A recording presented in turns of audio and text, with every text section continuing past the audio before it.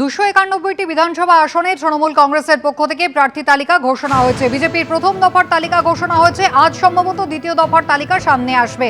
আর এরই মধ্যে দিলীপ ঘোষ খড়গপুর সদরের বিজেপি প্রার্থী, তিনি দাবি করছেন বিধানসভা নির্বাচনে যারা টিকিট পাননি সেই তৃণমূল বিধায়করা তারা যোগাযোগ রাখছেন বিজেপির থেকে টিকিট পাওয়ার জন্য। পাল্টা শশী পাজা তিনি দাবি করছেন বিজেপি যোগাযোগ করছে। এমএলএরা টিকিট পায়নি, সব বিজেপির অফিসে লাইন দিয়েছে, সবার ফোন আসছে। এর নতুন কি আছে? সেজন্য আমি কাউকে স্থায়ী শত্রু মিত্র মনে করি না, শত্রু তো মনে করেই না, আমার কারোর সঙ্গে ঝগড়া নেই।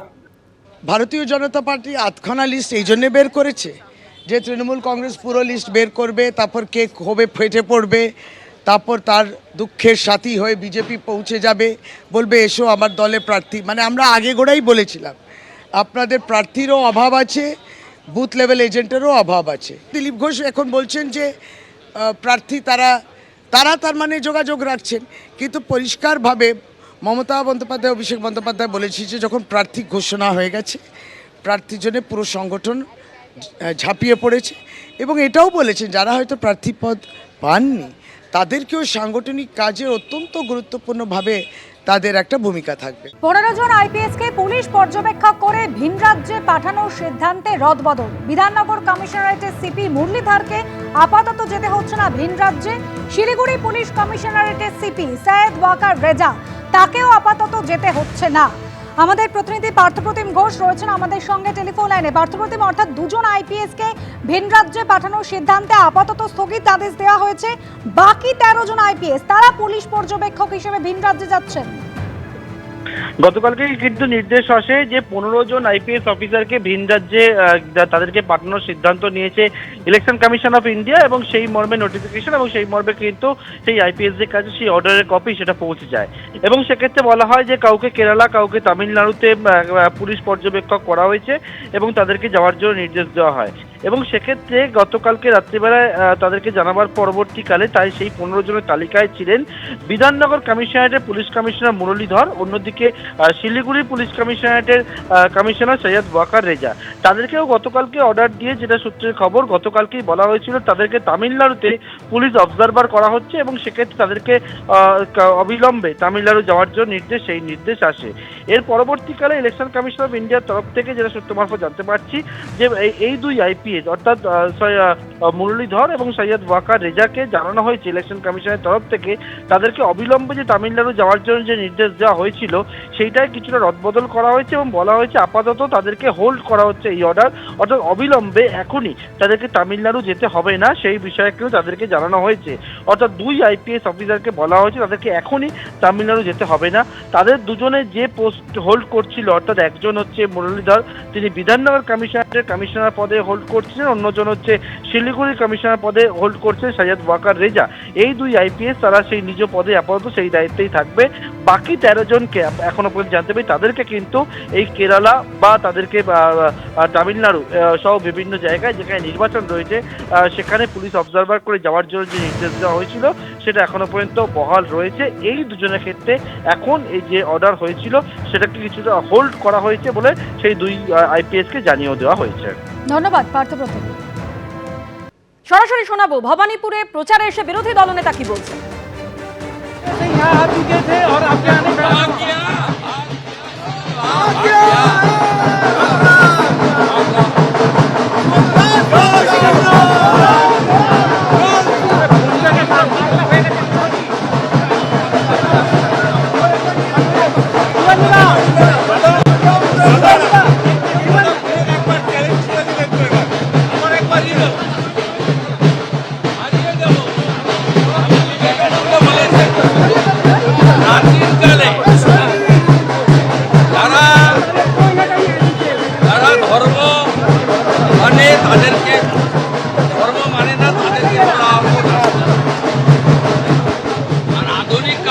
যার সেলফ কনফিডেন্স আছে সেই হচ্ছে ধর্মযোদ্ধা। আমার সেলফ কনফিডেন্স আছে, আমি স্বামীজির মন্ত্র নিয়ে চরৈবতী চরৈবতী বলে মমতা ব্যানার্জিকে এখানে হারাবো। আমি স্বাধীনতা সংগ্রামীর পরিবারের সদস্য, আমার দীর্ঘ রাজনৈতিক 33-34 বছরের অভিজ্ঞতা, আমি জনগণের সঙ্গে থাকি, মানুষ পরিবর্তন করবে। নরেন্দ্র মোদীজির আশীর্বাদ ধন্য বিজেপির প্রার্থী আমাকে জেতাবে। আজ আপনি হাইকোর্টের দ্বারস্থ হয়েছেন, আপনার বিরুদ্ধে কতগুলো মামলা আছে জানার জন্য, এবার কি পুলিশ এটাও আটকাচ্ছে? পুলিশ কি সেখানেও না না, এটা আমাকে নমিনেশনের সঙ্গে দিতে হবে। কতটা প্রকাশ্যে কত গোপনে করে রেখেছে এটা ফর্মালিটি। ডিজি সাহেবকে চিঠি দিয়েছি, আমার কোর্টে মুভ হয়েছে, হাইকোর্ট বলবে দিতে, আমি নিয়ে নিব। আমার হলফনামার সঙ্গে দিতে হবে নন্দীগ্রামে এবং ভবানী। দাদা आज बांग्ला नववर्ष, आज हिंदू नववर्ष है, आज हिंदू नववर्ष है, इसलिए मैं आज शुरू किया है। मैं भारतीय हूँ, मैं हिंदू।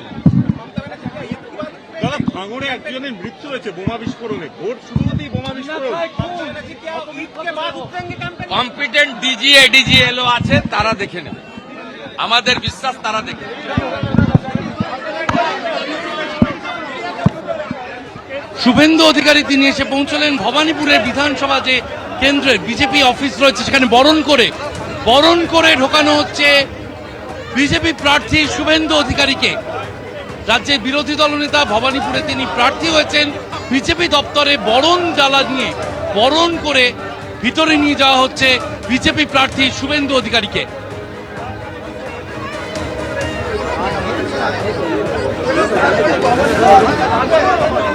একদিকে আপনারা দেখছেন যে ভবানীপুরে শুভেন্দু অধিকারী তিনি বিজেপির অফিসে এসে পৌঁছলেন, তাকে একেবারে বরণ করে অফিসে নিয়ে যাওয়া হচ্ছে। আর অন্যদিকে এই বিজেপি অফিসেরই উল্টো দিকে যেখানে তৃণমূল কংগ্রেসের দেওয়াল লিখনের কাজ ইতিমধ্যেই শুরু হয়ে গিয়েছে। সরাসরি আমাদের প্রতিনিধি ঐশী মুখোপাধ্যায় আমাদের সঙ্গে রয়েছেন। ঐশী, একদিকে বিরোধী দলনেতা একেবারে উল্টো দিকেই বিজেপির পার্টি অফিস, সেখানে এসে উপস্থিত হয়েছেন, আর অন্যদিকে চলছে তৃণমূলের দেওয়াল লিখন।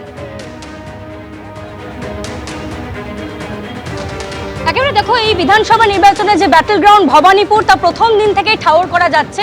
আমি তোমায় দেখাতে বলবো ছবিটা সন্দীপকে, যেখানে তৃণমূল যে সমর্থকরা রয়েছেন, কর্মীরা রয়েছেন, তারা রীতিমতো এসে উপস্থিত দেওয়াল লিখনের কাজ তারা সম্পন্ন করছেন। অন্যদিকে বিরোধী দলনেতা শুভেন্দু অধিকারী তিনি এই ভবানীপুর কেন্দ্রে প্রার্থী হয়েছেন, তিনিও কিন্তু প্রচারে এসেছেন।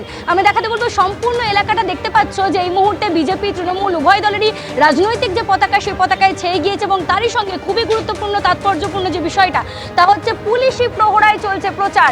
আমি সন্দীপকে দেখাতে বলবো ছবিটা, যে রীতিমতো কলকাতা পুলিশের বাহিনী দুই তরফের রাজনৈতিক কর্মীদের মধ্যে যাতে কোনো রকম বিশৃঙ্খলা সৃষ্টি না হয়, কোনো অপ্রীতিকর ঘটনা না ঘটে, তার জন্য কিন্তু এই সম্পূর্ণ ভবানীপুরে দেখা যাচ্ছে যে এই চক্রবেড়িয়া অঞ্চলে যেখানে এই মুহূর্তে প্রচার চলছে দুই দলের, সেখানেই কিন্তু দেখা যাচ্ছে যে পুলিশের বাহিনী রয়েছে, তারা সম্পূর্ণ বিষয়টা খতিয়ে দেখছেন এবং তারই সঙ্গে তারা তত্ত্বাবধানে রয়েছেন যাতে কোনো রকম বিশৃঙ্খলা না হয়। বিরোধী দলনেতা শুভেন্দু অধিকারী একদিকে প্রচার সারছেন, অন্যদিকে মমতা বন্দ্যোপাধ্যায়ের নামে দেওয়াল লিখন শুরু করেছেন কর্মী সমর্থকেরা। ইতিমধ্যে তুমি দেখতে পাচ্ছ পতাকা হাতে তারা দাঁড়িয়ে রয়েছেন। এবং আমি দেখাতে বলবো যে পাশাপাশি দুই যে ভবানীপুরের হাই ভোল্টেজ প্রার্থী, সেই দুই প্রার্থী হেভিওয়েট প্রার্থী, তাদের দুজনের নাম রীতিমতো দেখা যাচ্ছে, যেমন ভবানীপুরে শুভেন্দু অধিকারীর পোস্টার, সেই পোস্টার যেমন জল করছে, তার পাশেই একেবারে দেওয়ালে মমতা বন্দ্যোপাধ্যায় যে ভবানীপুর অ্যাসেম্বলি কনস্টিটুয়েন্সি থেকে দাঁড়িয়েছেন, সেই দেওয়াল লিখনও কিন্তু সারা। এবং প্রথম দিন থেকেই যে এই ব্যাটল গ্রাউন্ড হতে চলেছে ভবানীপুর, তা ঠাউর করা যাচ্ছে এই জায়গাতে এসেই। কলকাতা পুলিশের যারা রয়েছেন, পুলিশ আধিকারিক থেকে শুরু করে পুলিশের কর্মী, তারা এখানে উপস্থিত রয়েছেন যাতে কোনো রকম বিশৃঙ্খলা না হয়।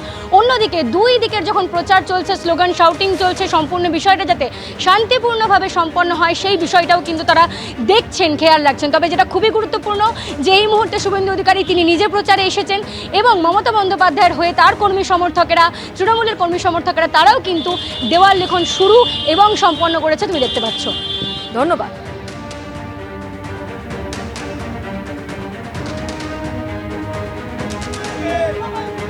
এবিপি আনন্দ, এগিয়ে থাকে, এগিয়ে রাখে।